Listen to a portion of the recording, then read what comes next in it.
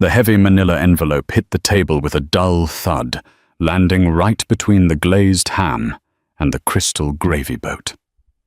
It was Christmas dinner, the table set for 12, the air thick with the scent of pine and expensive perfume. Clara looked up at Mark, her husband of 10 years, expecting a joke.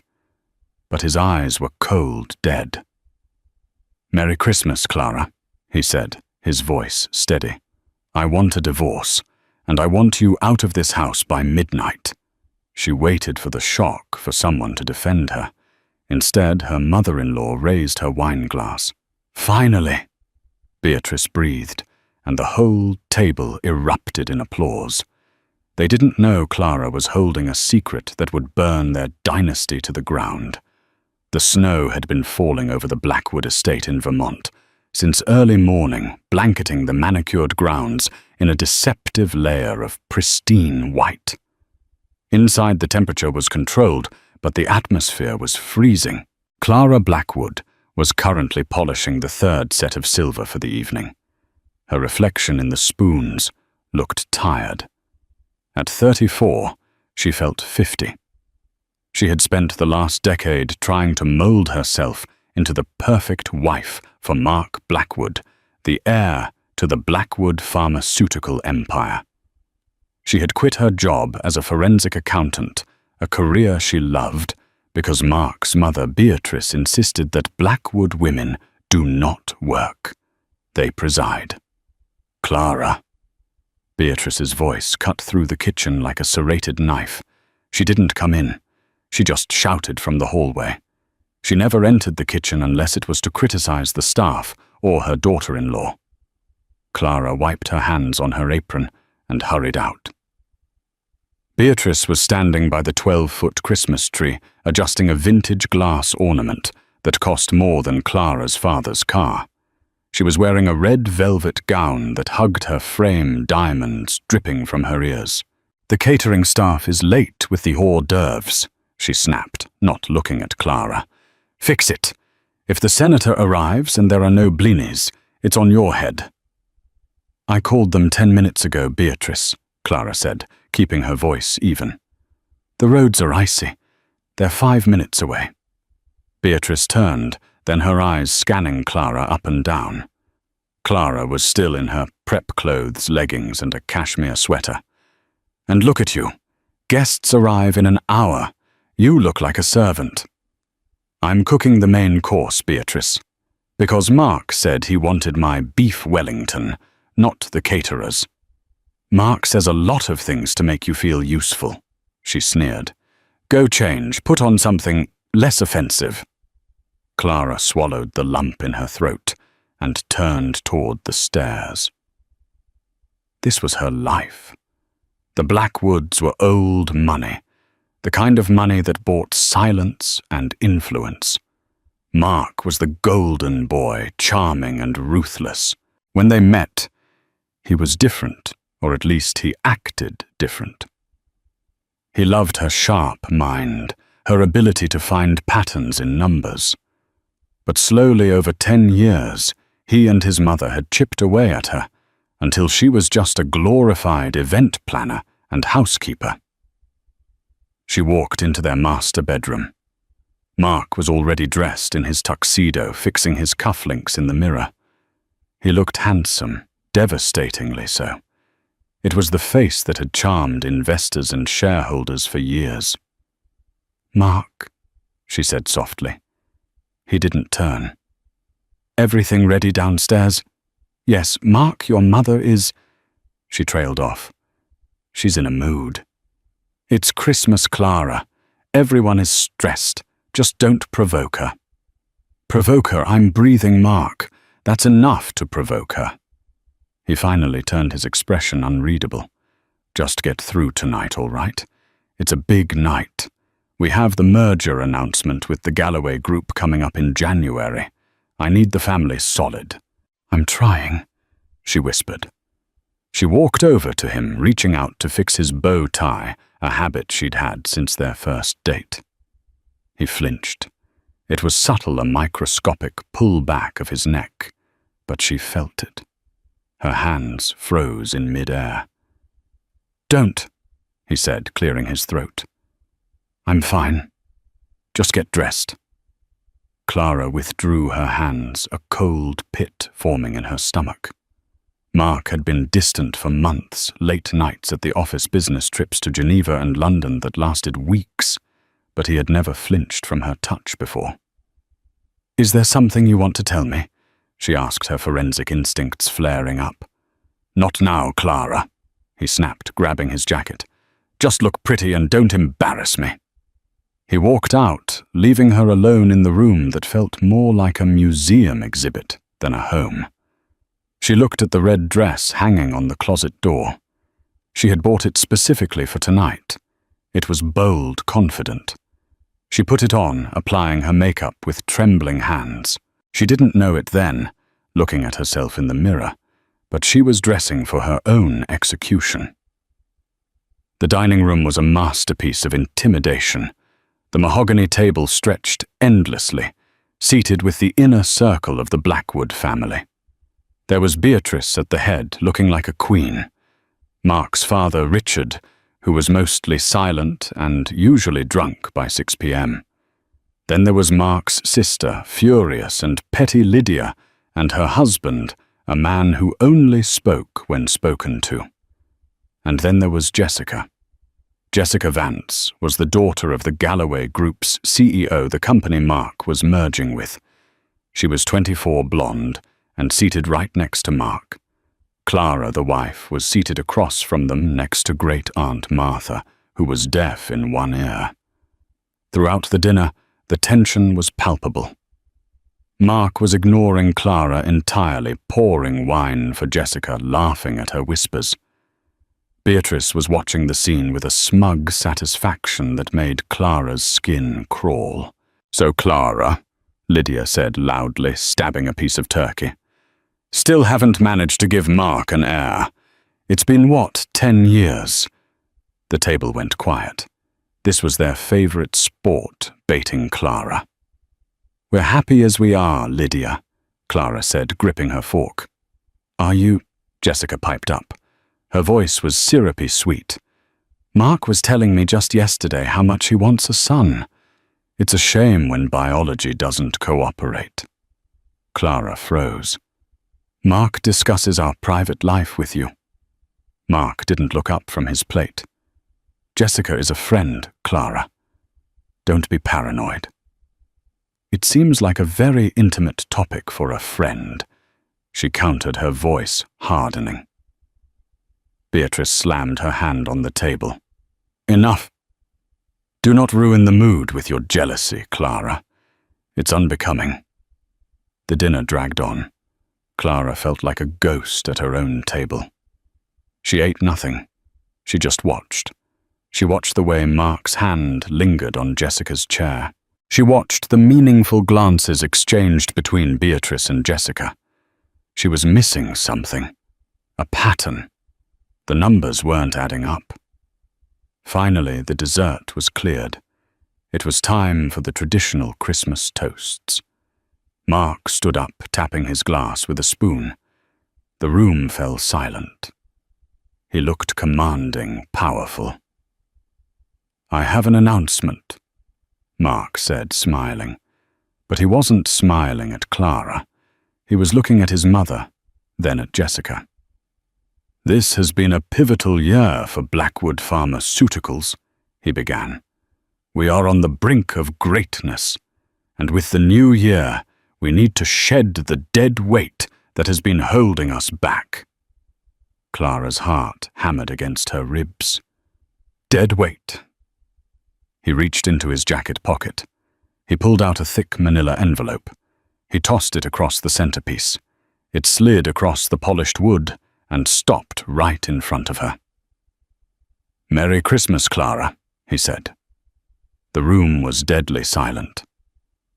"Those are divorce papers. I've signed them. You just need to sign, and you'll receive the settlement outlined in the prenup." She stared at the envelope. The world seemed to tilt on its axis. "Mark, what is this?" "It's over," he said coldly. It's been over for a long time. I'm in love with Jessica. She understands the business. She understands me. And he placed a hand on Jessica's stomach. She's carrying the Blackwood air. Jessica beamed, resting her hand over his. Clara looked at Beatrice. She expected shock. She expected her to scold her son for doing this on Christmas in front of everyone. Instead, Beatrice let out a sigh of relief. "Finally," she said. Then she started to clap. Slowly, Lydia joined in. Then Richard. Then the cousins. They were cheering. They were actually cheering for the destruction of her life. Mark looked at her with a smirk. "The house is in my name, Clara. As per the papers, you have until midnight to vacate the premises. Security is waiting to escort you." "Midnight," she whispered. "It's 9 p.m. It's a blizzard outside, Mark. Where am I supposed to go?" "That's not my problem." He shrugged. "You're resourceful. You'll figure it out." Clara looked around the table. 12 faces. 12 people she had cooked for, bought gifts for, cared for. Not a single ounce of sympathy. They looked at her like she was a stain on the carpet they were finally scrubbing out. She stood up. Her legs were shaking, but she forced her spine straight. She didn't scream. She didn't cry. She picked up the envelope. "You're right, Mark," she said, her voice cutting through their applause. The clapping died down, confused by her calmness. "I am resourceful." She looked at Beatrice. "And you're right, Beatrice. The Blineys were late." She turned and walked out of the dining room. "Make sure she doesn't steal the silverware," Lydia shouted after her, followed by raucous laughter. Clara went up to the bedroom. She didn't pack clothes. She didn't pack jewelry. She went to the safe in the back of the closet. Mark thought she didn't know the combination, but he used his birthday. Unoriginal. She opened it. Inside were cash passports and hard drives. She didn't take the cash. That would be theft. She didn't take the passports. She took the small black USB drive tucked in the back corner. The one Mark thought she knew nothing about. The one labeled Offshore Accounts 2020-2024. She slipped it into her bra. Then she put on her heavy winter coat, grabbed her car keys, and walked down the grand staircase. Mark was waiting in the foyer with 2 security guards. Jessica was clinging to his arm, looking at Clara with mock pity. "Leave the keys to the Mercedes, Clara," Mark said. "Company car." She stared at him. "It's snowing. You're sending me out on foot." "There's a taxi waiting at the gate," he said dismissively. "Goodbye, Clara." She dropped the keys on the marble floor. Clang. Clara opened the heavy oak door and stepped out into the biting wind. The snow swirled around her, blinding and cold. As the door slammed shut behind her, locking her out of the life she had built for 10 years, she didn't feel fear. She felt the hard plastic of the USB drive pressing against her skin. They thought they had crushed her. They thought she was just a housewife with nowhere to go. They forgot who she was before she was Clara Blackwood. She was Clara Vance, the best forensic accountant the state had ever seen, and she had just walked out with the smoking gun. The taxi Mark promised was a phantom. The heavy iron gates of the Blackwood estate were locked, and the security booth was dark. Clara stood on the side of the country road, the wind chill dropping well below zero, her red dress utterly useless against the Vermont winter. She started walking. She knew there was a 24-hour gas station about 3 miles down the road. Every step was a battle. Her heels sank into the snow, the cold biting through her thin soles until she couldn't feel her toes. But the physical pain was a welcome distraction from the inferno of rage burning in her chest. They cheered. The sound of their applause replayed in her mind on a loop. Beatrice's smug face, Jessica's hand on her stomach, Mark's dead eyes. By the time she reached the neon glow of Sal's Stop and Go, her lips were blue. The attendant, a teenager with acne and a bored expression, looked up from his phone. "Lady, you look like you walked out of a horror movie." "Something like that," she managed to chatter out. "Can I use the phone? My cell is dead." It wasn't dead. It was in the snow somewhere back at the estate. She had thrown it away, knowing Mark likely had a tracker on it. She dialed the one number she hadn't called in 10 years. "Hello." A groggy, deep voice answered. "David," she whispered. "It's Clara. Clara Vance." There was a long silence. David Ross had been her mentor at the forensic accounting firm. He was the one who warned her not to marry Mark. He told her the Blackwoods were vipers. She hadn't listened. "Clara." His voice sharpened instantly. "It's Christmas. What's wrong?" "I need help. I'm at the gas station on Route 9. I have nothing. Sit tight. I'm coming." David arrived 20 minutes later in a battered pickup truck. He didn't ask questions. He just wrapped a blanket around her, cranked the heat, and drove her to his small, cluttered apartment in Burlington. While she thawed out with a mug of whiskey, she asked to borrow his laptop. "Clara, you're shaking," David said, sitting opposite her. "Do you want to tell me what happened?" "Mark divorced me. Tonight. At dinner." David let out a low whistle. "That bastard." "It gets worse," she said, plugging in the USB drive she had smuggled out. "He's merging with the Galloway group. He kicked me out to marry Jessica Galloway. She's pregnant. The merger is happening." David frowned. "That's huge.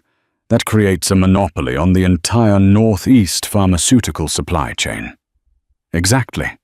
And Mark needed me gone to seal the deal with Jessica's father." "But David," she clicked open the folder on the screen. Her fingers flew across the keys, her old instincts taking over. "Mark made a mistake. He got lazy." She scanned the files.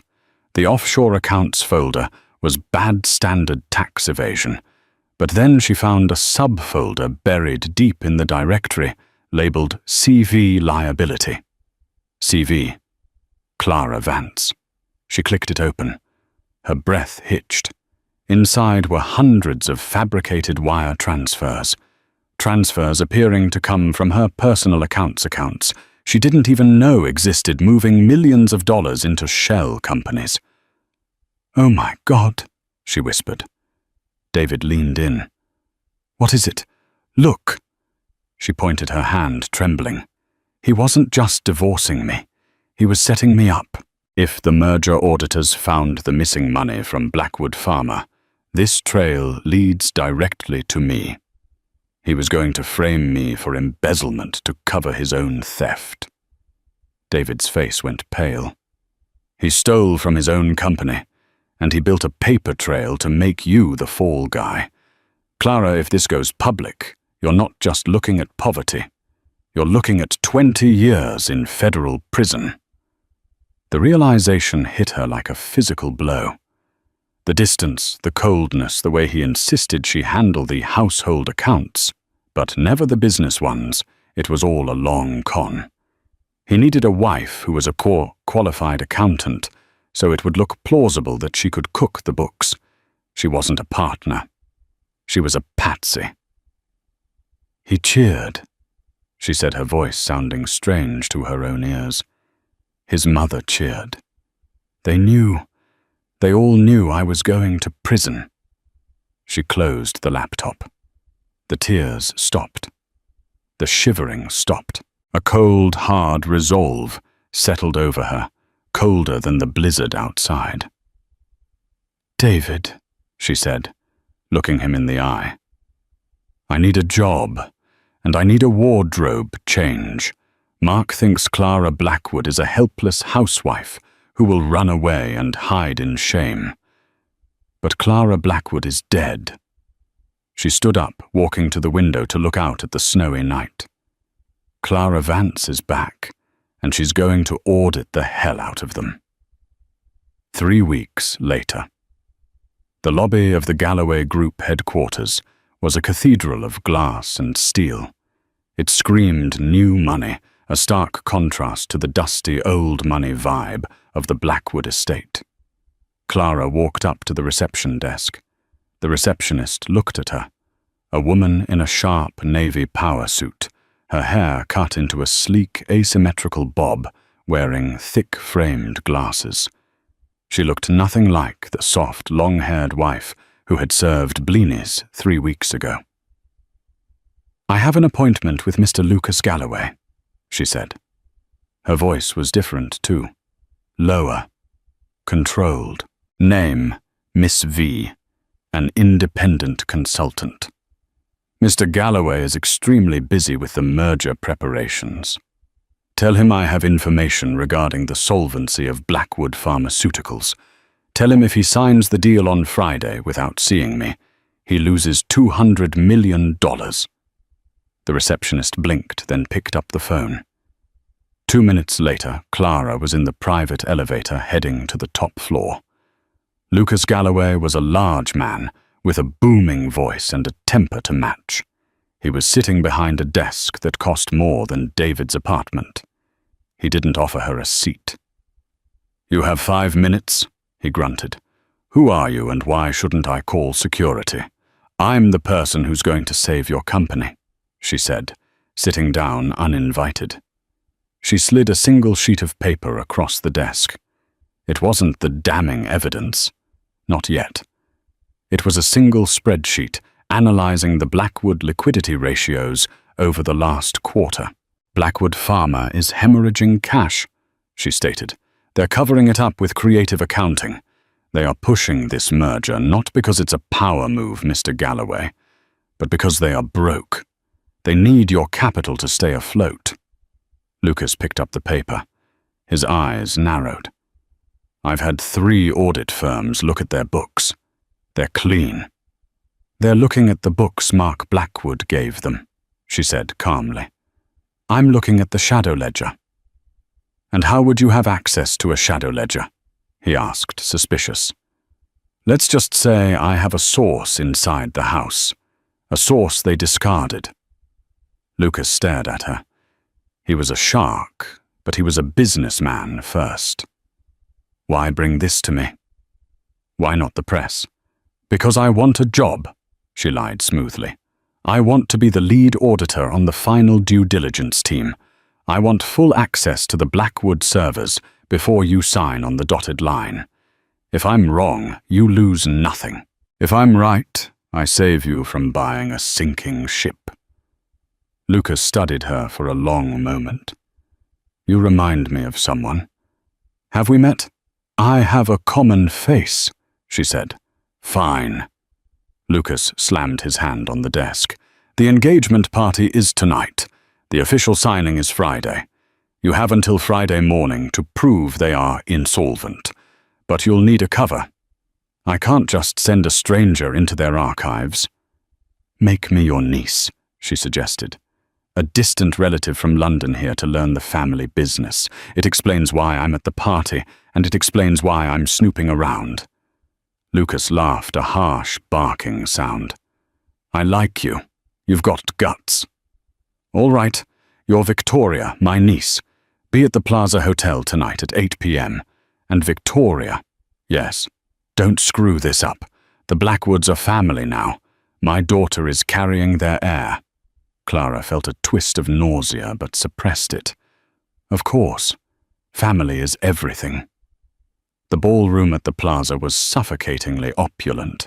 Champagne flowed like water. The press was there in droves. In the center of the room, Mark and Jessica were holding court. Jessica was wearing a white gown that highlighted her small baby bump. Mark looked triumphant, his hand possessively on her waist. Beatrice was nearby, accepting congratulations like she was the one getting married. Clara adjusted her glasses and smoothed her skirt. She was wearing an earpiece connected to David, who was in a van outside, ready to hack the Wi-Fi once she planted the device. She walked in on Lucas Galloway's arm. "Everyone!" Lucas boomed, causing the room to quiet down.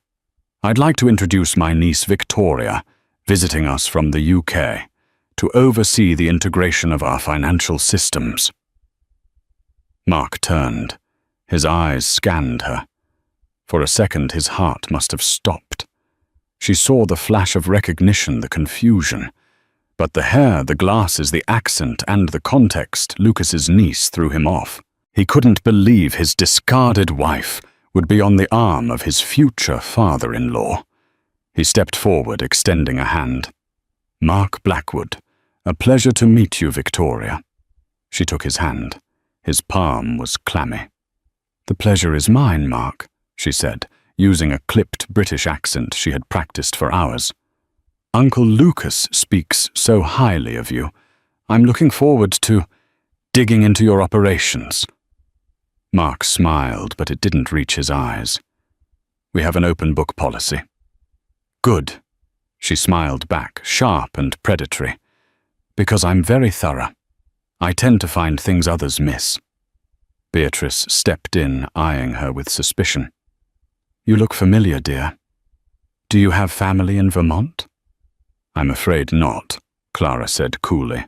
"I've never been to Vermont. I prefer warmer climates, places without hidden ice." Beatrice bristled. "Victoria," Jessica chimed in, clinging to Mark. "You must come sit with us. We were just discussing the nursery. It's going to be themed around royalty." "How fitting," Clara said, "for the little prince or princess." She sat at their table. For 2 hours she played the part. She watched them celebrate their victory. She watched Mark drink too much, his nerves clearly fraying under the pressure of the upcoming merger. When Mark went to the men's room, Clara excused herself. She waited in the corridor leading to the restrooms. When he emerged, adjusting his tie, she stepped out from the shadows. She dropped the accent. "Hello, Mark." He froze. He squinted at her, the alcohol haze clearing instantly. "Clara, you didn't really think I'd leave the Mercedes keys and just vanish, did you?" He looked around, panic rising. "What are you doing?" "Who are you supposed to be? Does Lucas know? Lucas thinks I'm his financial savior." She stepped closer, cornering him against the wall. "And you know what the funny thing is? I am. I've seen the CV liability folder. Mark." His face drained of all color. He looked like a corpse. I can explain. It was just insurance. Just in case. In case you got caught stealing from the Galloways," she hissed. "You were going to send me to jail." He grabbed her arm, his grip bruising. "Listen to me. You walk away now. I'll give you money. I'll give you $1 million. Just disappear." "I don't want your money." She yanked her arm free. "Then what do you want?" he snarled. "I want a divorce settlement," she said calmly. "But not the one in the prenup. I want the truth. And I'm going to get it by Friday." "You can't prove anything," he sneered, trying to regain his composure. "You're a nobody, a scorned ex-wife. I'll ruin you." "You already tried." She smiled, and it was the scariest smile she had ever given him. "Enjoy the party, Mark. It's your last one." She walked away, leaving him trembling in the hallway. She touched her earpiece. "David, I'm here." David's voice crackled in her ear. "I'm in the server room. Mark is distracted. Initiate the upload." The game was on.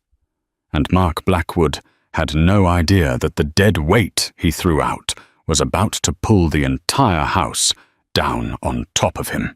Wednesday morning, 48 hours to signing.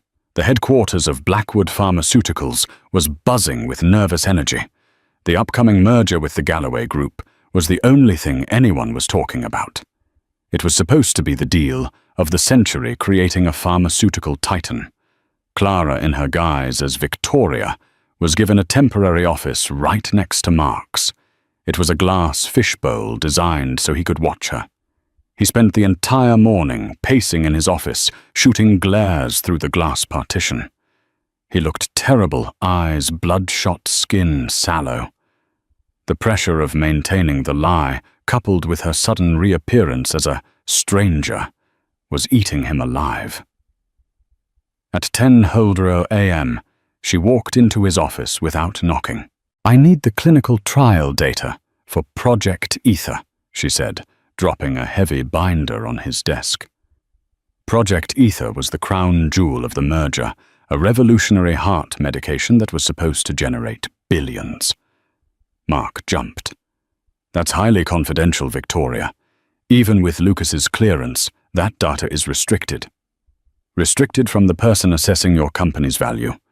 She raised an eyebrow, channeling every ounce of British condescension she could muster.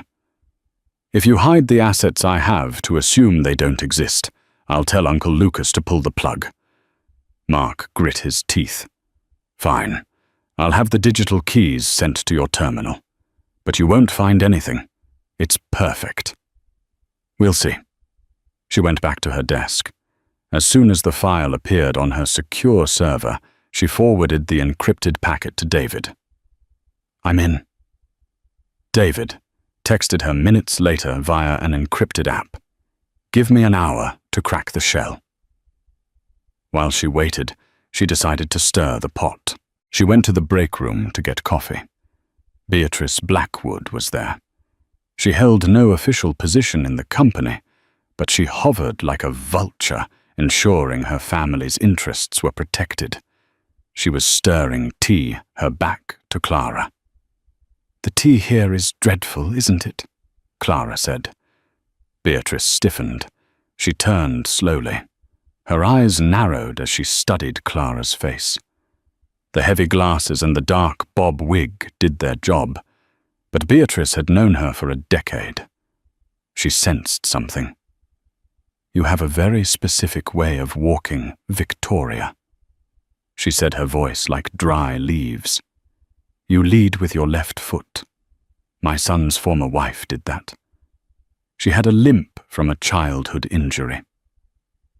Clara didn't flinch. She had practiced walking perfectly straight for weeks, masking the old injury.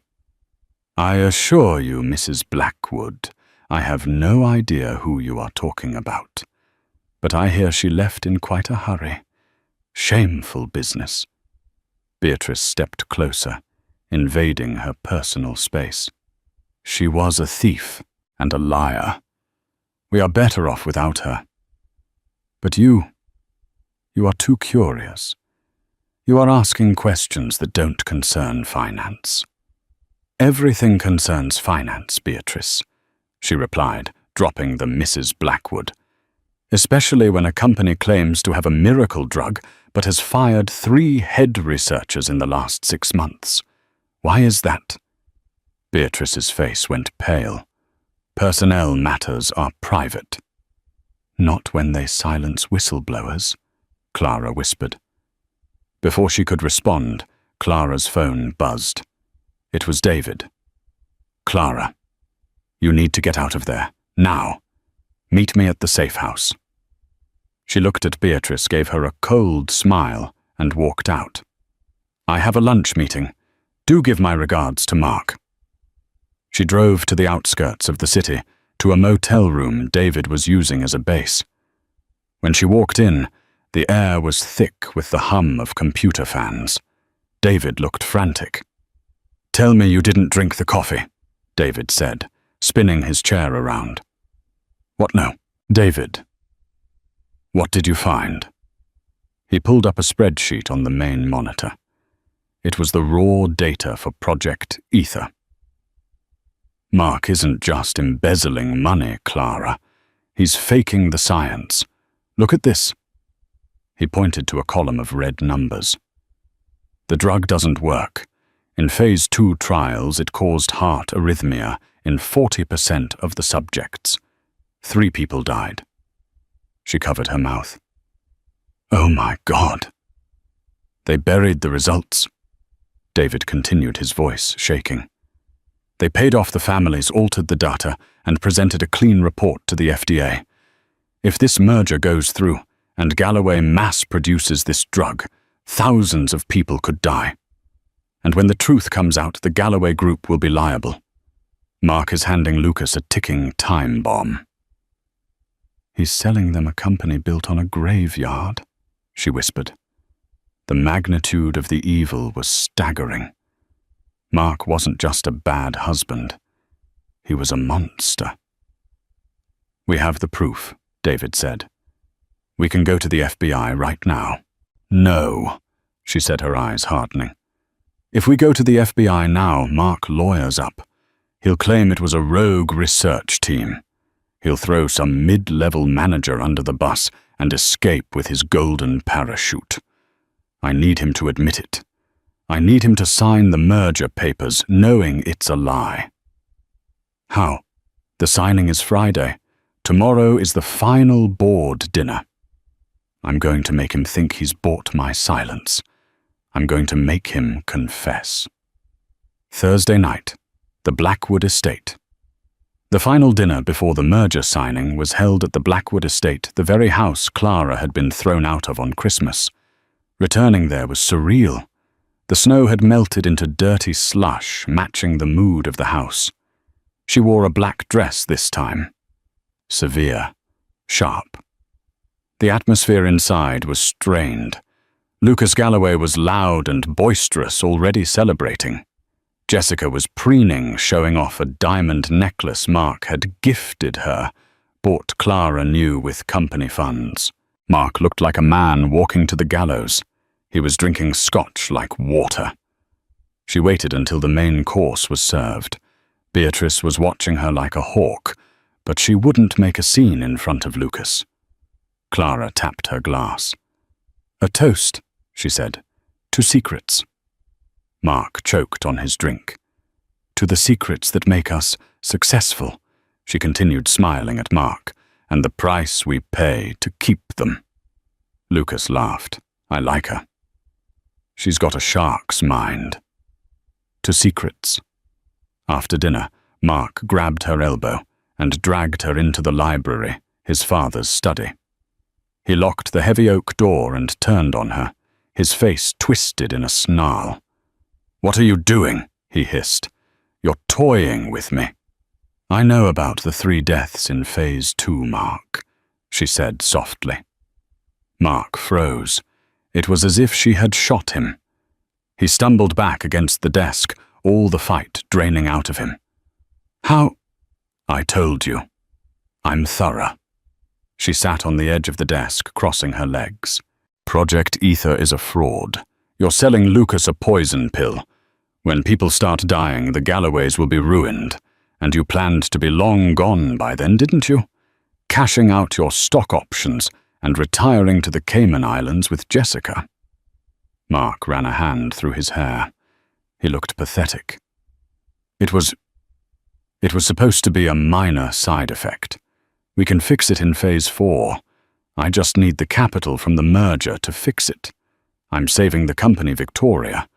I had to do it. And Clara, she asked. Where did she fit in? Clara. He scoffed. She was too moral, too rigid. She would have turned me in. I had to get rid of her to save the legacy. I set up the embezzlement frame-up, so if anyone went looking for the missing cash used to pay off the victims' families, it would point to her. It was a necessary sacrifice.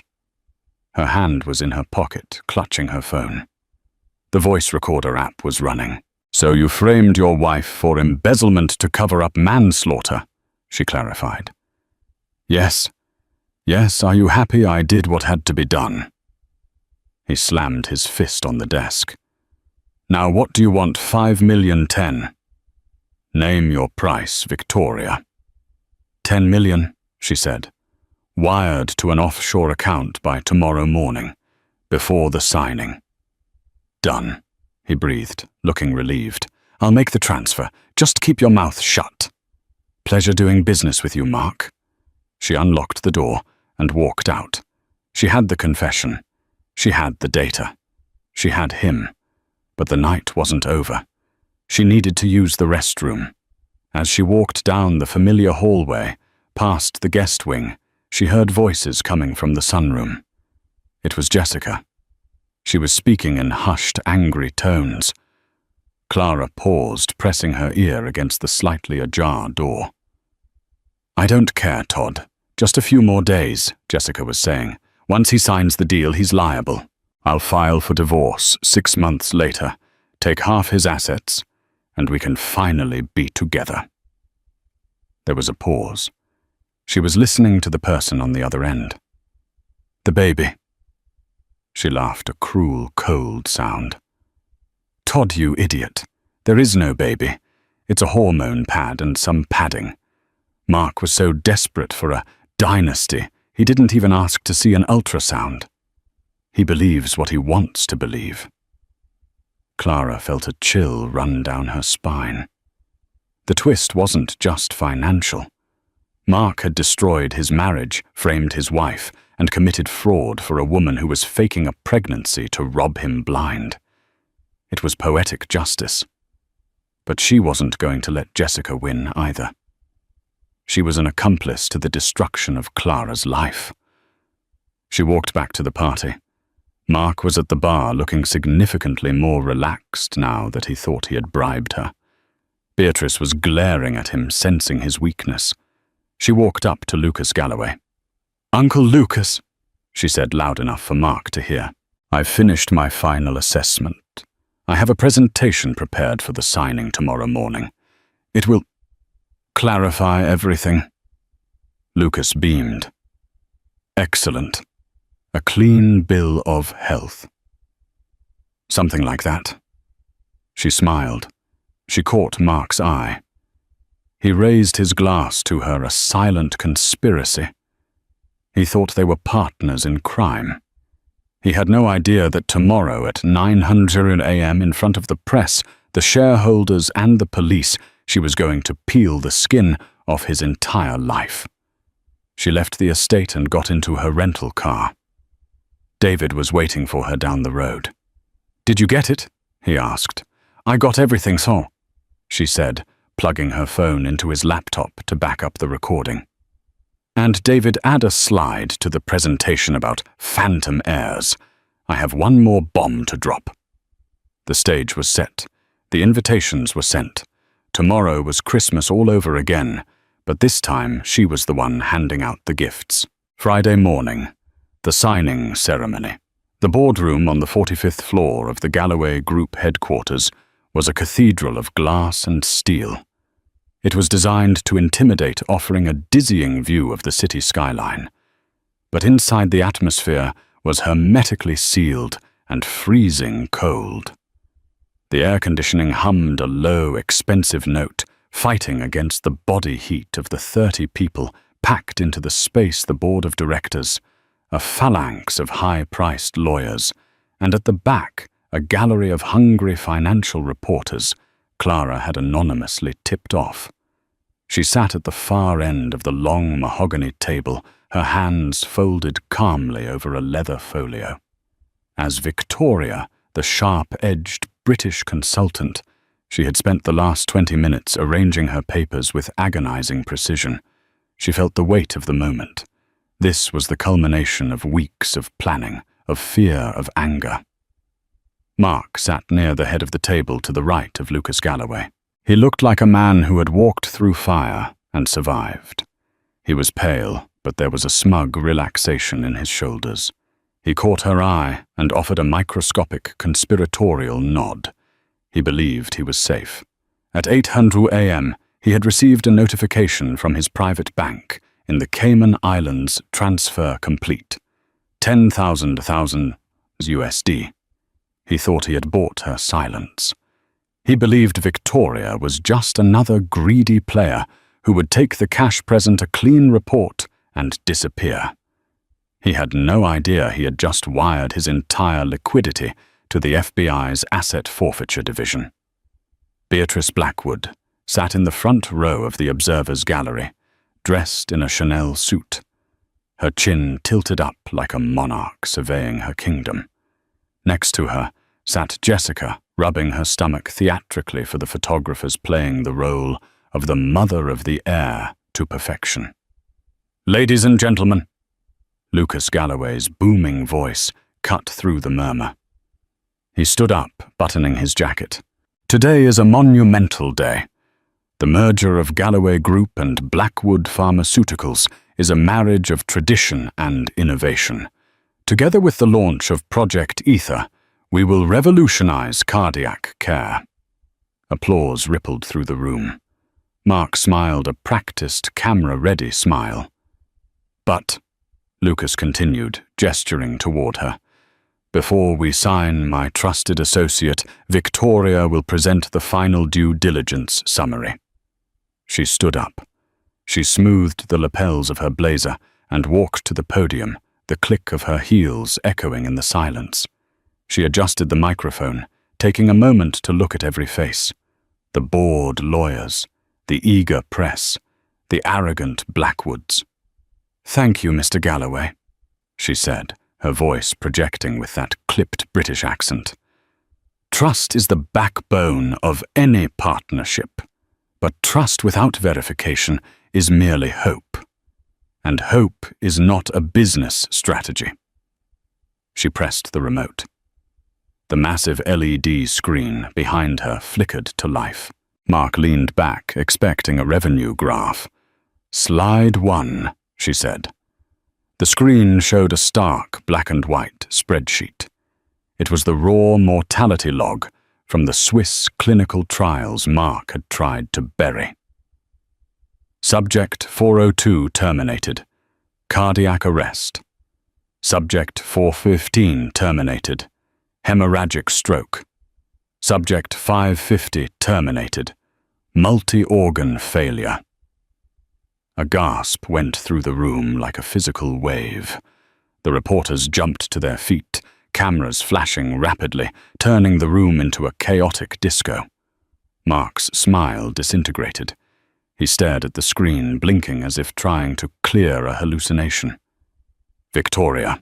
Lucas frowned, squinting at the screen. "What is this?" "These aren't the figures Mark gave us." "No, sir," she said, her voice hardening. "These are the actual figures for Project Ether. The drug isn't a cure, it is a cardiotoxin. In Phase 2, it showed a 40% morbidity rate. Mark Blackwood falsified the FDA documents to hide these deaths." "That's a lie." Mark shot up, knocking his chair over. "She's lying. This is corporate sabotage. Security. Get this woman out." "Sit down, Mark," Lucas roared, slamming his fist on the table. He turned his predatory gaze to her. "Victoria, do you have proof beyond a spreadsheet?" "I do," she said calmly. "I knew Mr. Blackwood would claim forgery. He is a very convincing liar." She pressed the next button. The speakers overhead crackled, and clear audio filled the room. "I had to get rid of her to save the legacy. I set up the embezzlement frame-up, so if anyone went looking for the missing cash used to pay off the victims' families, it would point to her." Mark's face went grey. Beatrice let out a strangled sound, clutching her pearls. The recording continued. "So you framed your wife for embezzlement to cover up manslaughter?" "Yes. Yes, are you happy?" "I did what had to be done." The room erupted. Lawyers were shouting into phones. Photographers shoved past security. "You framed her," Lucas whispered, looking at Mark with horror. "You framed Clara. Your wife to cover up dead patients." Mark looked around wildly. I was under pressure, Lucas. I did it for the merger. I did it for us." "You did it for yourself," Lucas spat. "But there's more," she interrupted. "Mark was willing to destroy his wife and kill patients for a legacy. He wanted a dynasty. He wanted an heir. She turned her gaze to Jessica, who was shrinking into her seat. "Jessica," she said pleasantly, "would you like to tell the room about the future of the Blackwood name? I don't know what you mean," she stammered. "Slide 3, she commanded. The screen changed to a transcript of a text message thread from Jessica's phone.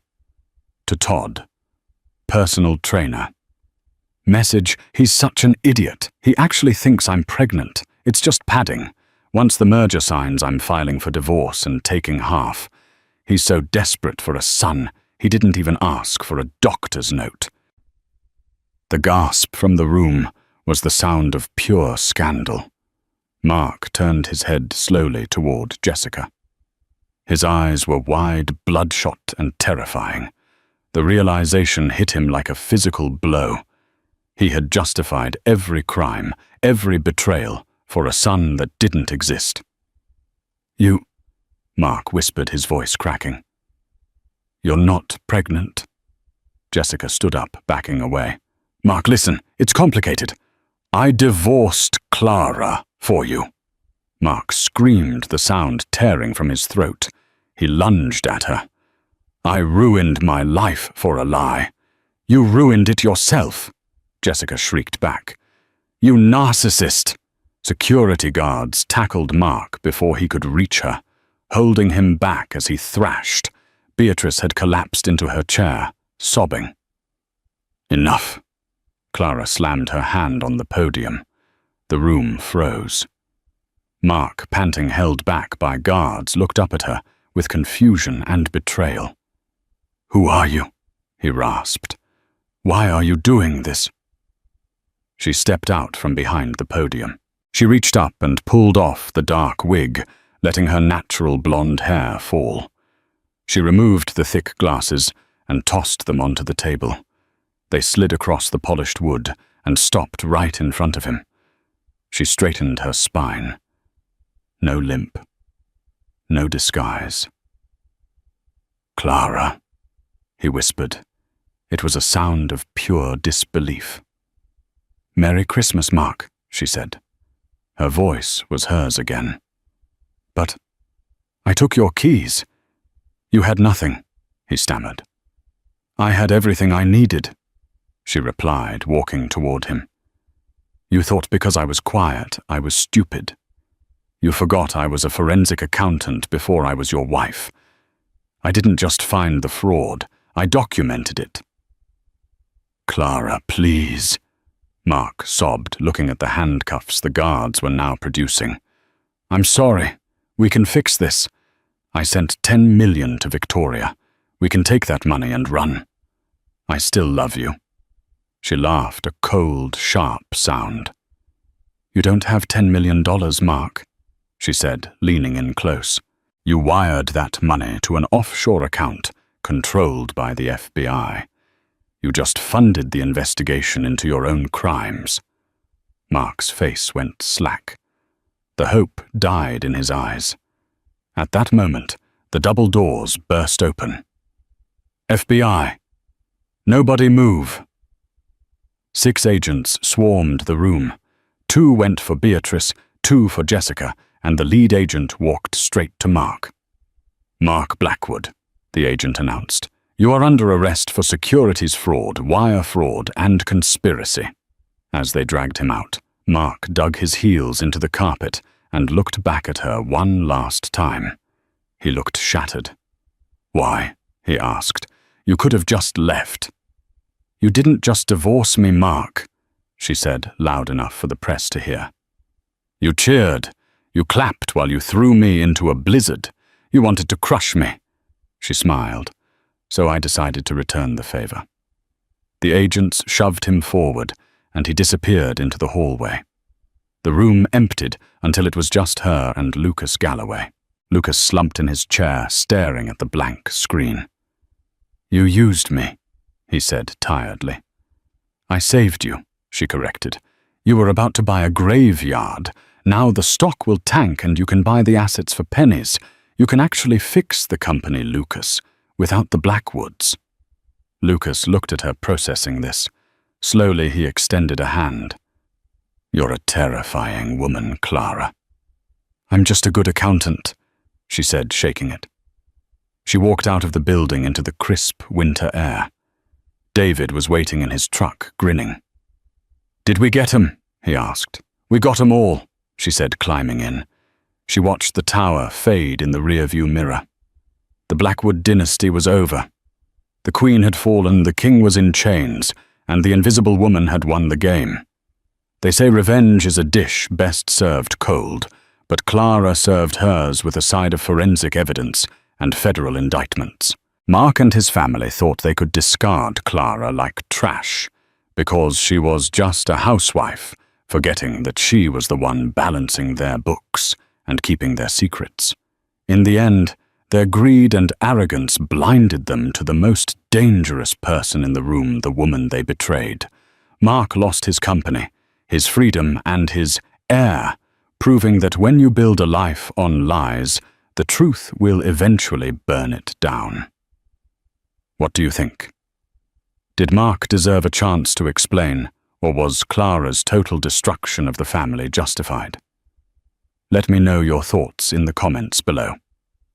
If you enjoyed this story of justice served, please hit that like button. Share this video with a friend, and don't forget to subscribe and ring the bell so you never miss a new story.